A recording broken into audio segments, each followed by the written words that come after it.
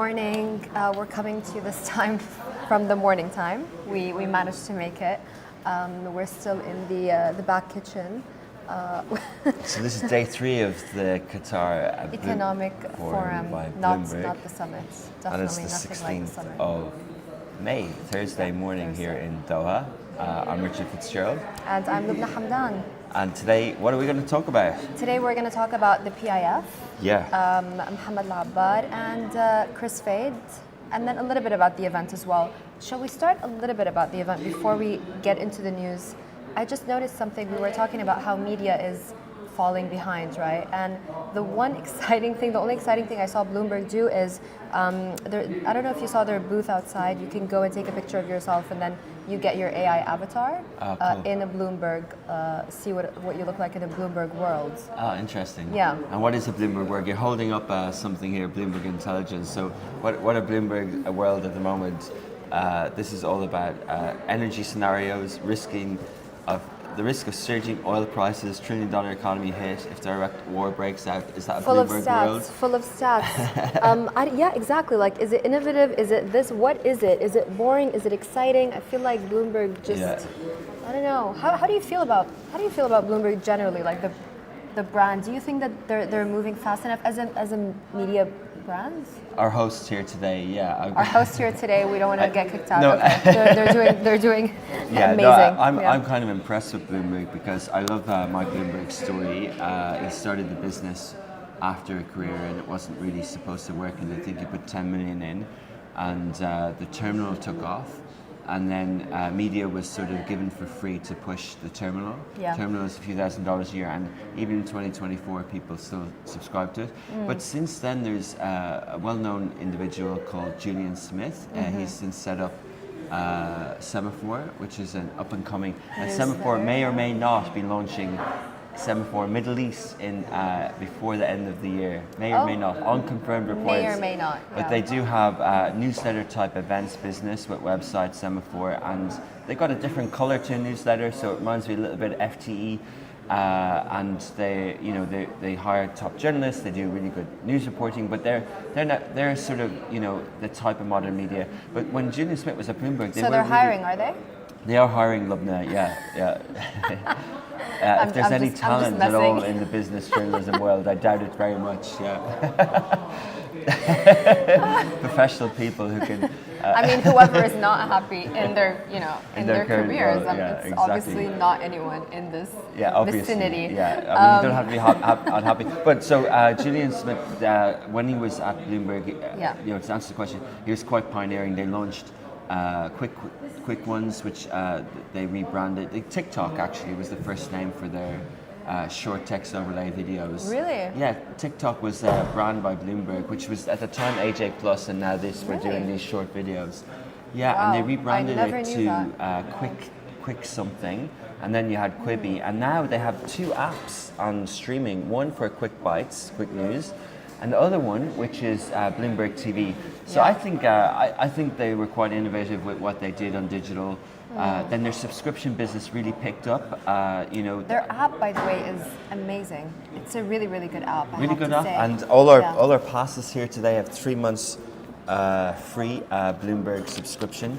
And Really? it's good stories, yeah. And they are, they do have good journalists around the world. They cover the Middle East quite well, but only 1 newsletter a week, which is the gap that people like Smashi Business and Semaphore see. Absolutely, but how did you know that there's a three-month subscription? I think they gave it to special people. It's this little card at the back. Oh right, do you okay. not have one? I don't Okay, have no one. problem, Oh, cool. you've been so humble. I'll give you my login. It's Lately, okay. Richard. Maybe you can look at my phone. Oh. Cool. Yeah, great. Yeah. Okay, moving on to the PIF. Wealth funds are all the talk at this event, and the PIF has just reduced its holdings in U.S. equities. That's according to a regulatory filing. Its direct ownership of U.S. listed equities dropped to around $18 billion by the end of Q1 this year, down from $35 billion in December. Yeah. It's still a big number, but the fact that they are reducing, and the fact that yesterday QIA said that they have more of a negotiating power. Yeah, I think it's fascinating. There were sovereign wealth funds, and it's like a business club now. When a business has profits, they're supposed to invest them wisely rather than sitting on the cash. Yeah. And countries should do the same. And so sovereign wealth funds did play that role. Like some of the more, I don't want to say boring, but some of the more safer sovereign wealth funds are from Scandinavian countries. Right. And the PIF was actually set up in 1971, but no one really heard of it because it was about, Saudi is very sort of safe, long-term thinking. You're right. fund. You're right. Nobody heard about it until MBS came along, right? Yeah. And then all of a sudden it was all the talk. And you were mentioning something over dinner last night. We had a team dinner, and that's where all the interesting conversations happen. But Well, I think, so rather than setting up a new fund, he just restructured the strategy of the PIF. So a lot of the funds that were coming, we talked about $31 billion of dividends from Aramco, and we talked about other things that the state fund receives, whether it's taxes, whether it's from oil or for other things. So you're spending your government budget, but you're also investing in other assets. And the PIF is a huge sovereign wealth fund, and when MBS came into being, as Deputy Crown Prince and then as Crown Prince around 2017, he restructured the PIF. Yeah. And one of the things that they did was they invested in US stocks. And I remember at the time of the pandemic, they started snapping up really cheap stocks. One of the famous cruises, I'll get the name of it, when people were like, will anyone ever go on a cruise again?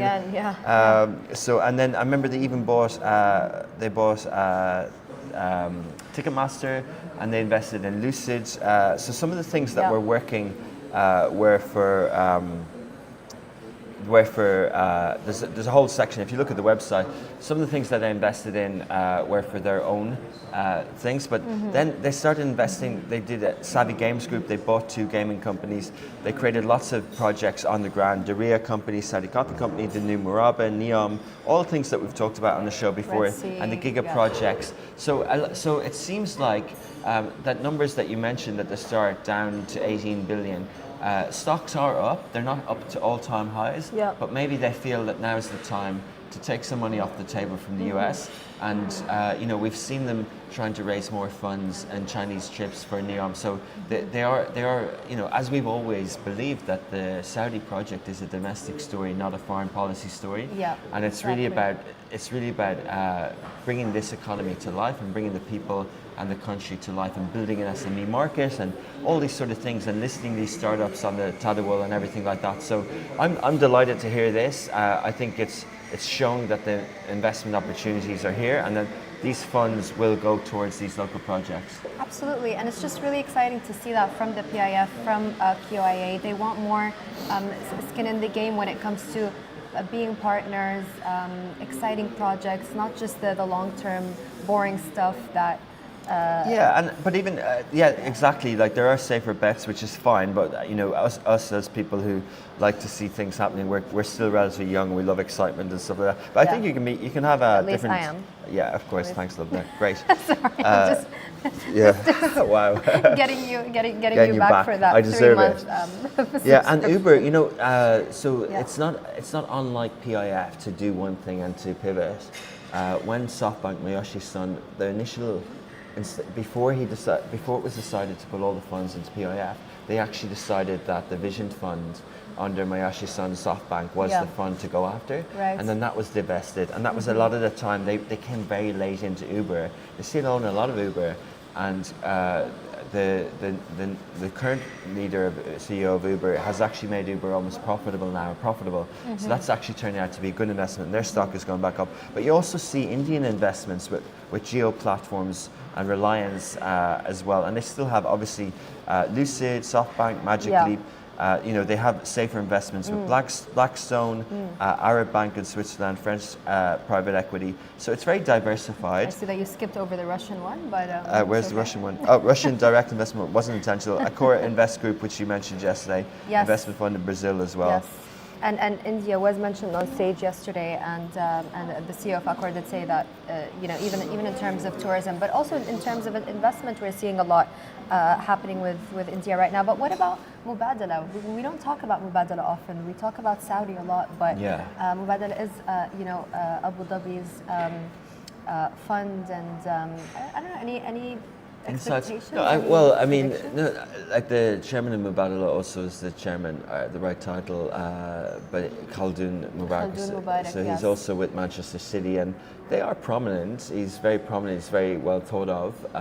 You know, there are He a is lot. more low key though, kind of Perhaps. more subtle, perhaps with the Yeah. investments. Whereas MBS did want to kind of Yeah.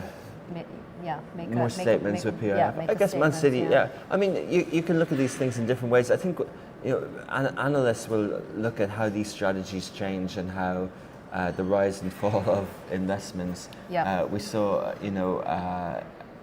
IHC under Sheikh Tanhoun do more and more investments now, more so in the last few years, and the rise of their value in the stock market got more than Mubadala. So there's lots of different things going on there as well. Lots Yeah. of different entities Yeah. and vehicles. I think the overarching theme, and as we're in Qatar, is that sovereign wealth funds have the higher negotiation power and are working on their own strategies and maybe not as much leaning on Western investments. Yeah, which is great to see. Speaking of regional wealth, Mohammed Alabbar is looking to purchase Egypt's Al-Alamin Towers for $2 billion. We already know he likes Egypt. We already know he invests in Egypt. The GCC has a lot of investments in Egypt. There's, Ras Al Hikma, which we did mention before, was as a result of the UAE loaning Egypt money and Egypt not being able to, there are speculations around that Egypt was not able to pay that back, and that's why they're working on Ras Al Hikma right now. But going back to Alabbar, he wants to take over the towers overlooking the north coast. Egypt, by the way, has amazing land. It's absolutely beautiful. I don't know how many times you've been to Egypt, but it's absolutely beautiful, so ripe for investment. According to East Economy, Alabbar is among several Gulf investors interested in acquiring the towers currently owned by the Egyptian government through City Edge, the real estate arm of the Ministry of Housing. Whether it's the towers, whether it's Ras Al Hikma, I feel like a lot of that is happening in Egypt. People are not happy about it.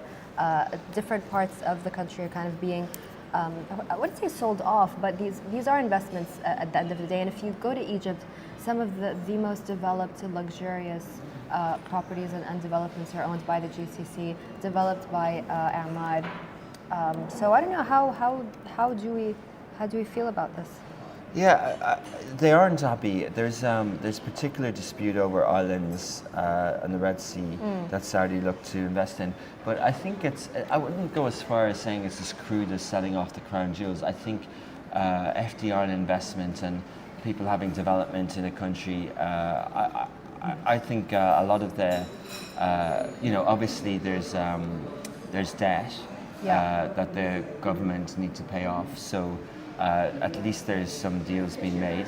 Absolutely. And I think the Alamein thing is interesting because it's on the way towards Ras Al Khaimah on Sahel in the north coast. So that's interesting. But I think a lot of so Egypt is clearly developing the north coast. You've got Guna, you've got Summa Bay, where I'm going to an event there in a couple of weeks where Love and Cairo are a media partner for a race down Summa Bay. And in the summertime, people sort of leave Cairo, they go to the north coast or the Red Sea areas. There's lots of things happening down there as well. The Guna Festival as well. Yeah, later in the year, exactly. Yeah. So there's a lot of developments thing. I think what's really interesting is the term and the name, the Red Sea, is sort of the Saudi really want to own that. So the Red Sea Development Company was rebranded as Red Sea Global. Yeah. And their St. Regis development is where all the celebs are going at the moment. And there was actually Lubna headline in The Guardian yesterday. The Premier League and English football season is ending, so going back to PIF, there wasn't that many transfers made. There's about 30 big names made last year, and in the Christmas window, in the winter window, there weren't that many. So people are wondering, was it a one-season wonder of Saudis buying big footballers? Obviously Ronaldo's the hit, but some people left. Some people, Jordan Henderson didn't last very long at Al-Ettifaq. He actually went to Ajax Amsterdam, so he said he couldn't settle in Saudi. So there's big debate over now how big they'll go. Mo Salah's manager Jurgen Klopp is off, so he still has a year or two to go on his contract. But yesterday the headline was that Mohamed Salah and Alisson, the goalkeeper for Liverpool, are two top Saudi targets, and they're going to use their new Red Sea developments as ways to attract the footballers. So maybe that would lean towards the sort of Jeddah type football clubs rather than, so you're talking Al Ittihad and Al Hilal. For a destination potentially for Mohamed Salah. So another micro theme here is this sort of trade-off between Saudi and Egypt, like as well as getting and UAE as well, these developments. But so the we're Red talking Sea, about it, and everyone's talking about it. So surely it's working, you know. Yeah, absolutely. And I think the Red Sea name, you know. Saudi have come up with new names for cities, but they decided in the Red Sea not to call it anything else. And you know, when we were talking with our Egypt office, should we launch Love in Red Sea, they thought we were talking about Hurghada, Summa Bay, Guna, Sal Hashish, but actually we were talking about what MBS is doing on his side of the turf and his side of the ocean. So the Red Sea name is, you know, the Red Sea Film Fest is in Saudi. Guna Film Fest is in not Saudi. They're both on the Red Sea. So it's a lot of things to kind of play out there with tourism and investments as well. Yeah, absolutely. I was going to give a political comment, but I'm going to keep that to myself. Yeah, no politics. That's great. Thanks, bye. Let's talk about Kris Fade. He's on Virgin Radio. I never would have thought that he would start a business and that it would actually do really well, but Fade fits. Because he's such a good DJ. Yeah, it's hard to have time for everything else. I know what you mean, Lubna. No, I mean, it's not that. I don't know. I guess I never saw him as a business person, but it does make total sense because he's very good at marketing himself. And I you know, Kris Fade is, I would say, a very divisive figure, right? A lot of people can't stand him. A lot of people don't. It's either you really like him or you don't like him. There's no in between with him. But that's what makes him such a good, like walking ad, basically. Yeah, I'd say he's very popular. He's done amazing over the last 15 years, and you know, testament to how his radio show is popular. You know, there aren't any rivals. We're in Doha, and there is no local radio station. And Saudi have just tried to do something with a copy-paste of what Kris Fade did 15 years ago, and it's not working. Saudi, are they? I haven't even heard of that. Exactly. NBC hired an Australian host and an Indian co-host a few weeks ago, launched a radio station. Yeah, to copy Virgin Radio, and no one's talking about it. Okay. And it's what you would have done 15 years. So radio, sometimes people say, is it a good format, is it changing?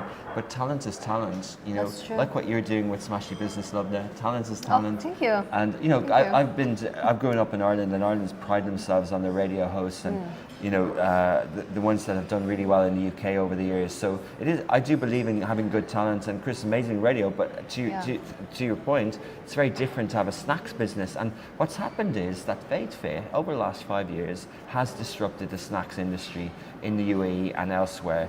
They've had different suppliers, they've had different healthy snacks, we have different things. But if you go to any Starbucks in Saudi Arabia, you will see Fade Fit, and across the region, and in Qatar, on the airport flying out, you will see Fade Fit. This week they announced that they'd partnered with Subway. Yeah. Subway have been around in the UAE for many years. They have 103 stores, over 100 stores, 50% of which are in Dubai. So they actually have also a special offer, a special pack, what would you call it, like a box, a breakfast box with the Fade Fit snacks. But they've branched out. They have puffs. They have, you know, he'll do a better justice at saying all the products that they have. We should get him on the show to talk about it. I remember interviewing him years ago when he had just launched it, and it was only the small protein snacks, and now, as you said, they have puffs, and they have, what else? They have, I think, like beverages as well, and yeah, I mean, I feel like the sky is the limit for Fade Fit, and it's nice seeing these homegrown brands. It really is, because one day, you know, one day it would be nice to have, you know, our own, instead of relying on Starbucks or having, you know, going to buy Starbucks, having our own kind of coffee brand, and you know what I mean? Like, I agree. It is a homegrown brand, but it's also the way that they were homegrown is different now. And influencer-led brands, like Gary Vaynerchuk was on, he was on the NASDAQ yesterday announcing something. He didn't list the company, but he did an interview rounds, as he always does, and he said that, you know, the advertising model is broken. Only 3 or 4 months in a boardroom deciding on it, launching a 30-second TVC that no one cares about, Yeah. TV ad. Yeah. You know, we're seeing the influencers, the young people are the new marketers, and influencer-led brands are the new consumer brands. And you know, it's way back to Paris Hilton, but like the Jenners, the Kardashians, they've all got consumer-facing brands. So many have. We talked about Bella Hadid recently about her new fragrance brand. So there's lots of brands launching, and yes, on one level, you're right. You wouldn't have expected that Kris Fade would create an up-and-coming Mars in the region or a snacks brand. Yeah. And people again will say, "Oh, is it healthy? Is it not?" Well, you know, it is what it is. It sells. It sells. Let's just put it it's that a business. way. Yeah. Yeah, exactly. I mean, you know, same way like vegans love to talk about avocado, but it's not really good for the environment. So, you know, there's something's got to give. Should we talk a little bit about what's up and coming in the Qatar Economic Forum today, as it is the last day? Yeah, let's do it. It's Tomorrow Innovation Day, we'll I go believe. through a roundup. Yeah. So there's going to be an AI panel on regulation and innovation that's actually coming up in just 2 minutes. So I hope we can catch a little bit of that. It's going to be with the Minister of Communication and Information Technology of the state of Qatar, His Eminence Mohammed bin Ali bin Mohammed. And then we have a practical AI with Will Ahmed, the founder and CEO of WUP. We spoke about that yesterday. B Capital, the co-founder Raj, as well. Then venturing into disruption, we have Alpha Wave, Golden Gate Ventures, and Noor Suede from Global Ventures. I'm looking forward to that. Is there any particular panel that you're looking forward to? I know which one you are looking forward to. Yeah, look, I think, anything AI is interesting to me, and data and stuff like that. But if you look at later in the afternoon, and we discussed this yesterday as well, you've got a metaverse panel. And the metaverse with the Russian guy is going to be very interesting. Yeah, it's the future of the internet. Like Russian is basically, how would you say, the Imar of Saudi Arabia, or one of the huge developers. The new downtown, I guess they want to turn that into the new downtown mega project. They're actually the sponsor of the Russian Saudi Pro League, ROSHN, not RUSSIAN. Okay, I have no idea what you just said, but I'm Russian, not Russian. Yeah, so sometimes when I pronounce Russian Russian Pro League, they think I'm saying the Russian Pro League, not the RS. Because Russian, ROSHN, isn't a household name yet. Russian. Yeah. No, it's okay. Sometimes I get Arabic words wrong as well, so don't worry about it. Cool, and then that's it. It's ending today. Last panel is 3:30. I'm kind of sad that it's ending today. It's you get on this rush, like on this adrenaline rush of these events, and then you kind of don't want them to end. I'll say one last thing about this room, though. I'm gonna miss the sea view, even though it's at the back of a restaurant. What's coming to you? Like, it was also, I'm in a restaurant that smells, there's an oven in front of me, and now it's all positive and nostalgia because it's the last day. Yeah, it is. Do you want to work from here for the rest of the month? Actually, yes. Do you want this to be your new office? I wouldn't say no. Just like the investment strategies for PIF, Lubna Hamdan is also adaptable and open to change. Exactly. Just not too much change, yeah? Depends what change we're talking about. Steady. All right. Okay, guys. Thanks, guys. See you tomorrow. See you tomorrow.